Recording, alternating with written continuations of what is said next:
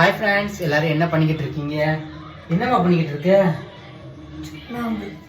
Friends, தொண்டை கட்டியிருக்கான். சுண்ணாம்பு packet வாங்கிட்டு சொன்னாங்க. ஃபுல்லாக கொட்டிட்டீங்களேம்மா.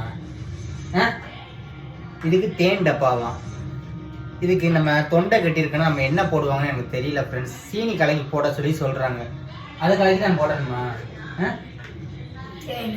தேன் கலக்கி போடணுமா? அம்மாவுக்கு தொண்டை கட்டி பேசவே முடியல ஃப்ரெண்ட்ஸ்.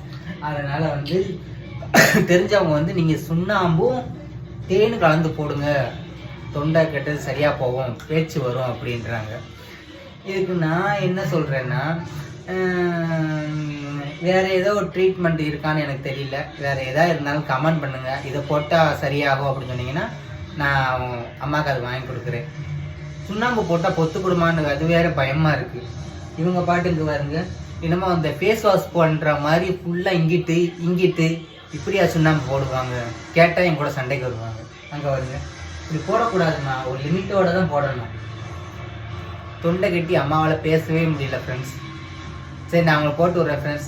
நிக்கிய பாருங்களேன், அம்மா சுண்ணாம்பு போடுறத பார்த்து ஓரமாக உட்காந்துருந்தான். அவனை தூக்கிட்டு கொஞ்சின்னு கொஞ்சியாச்சு தூங்குற மாதிரி நடிக்கிறத பாருங்களேன். நிக்கி குட்டி இவ்வளோ க்யூட்டாக இருக்கான்னு.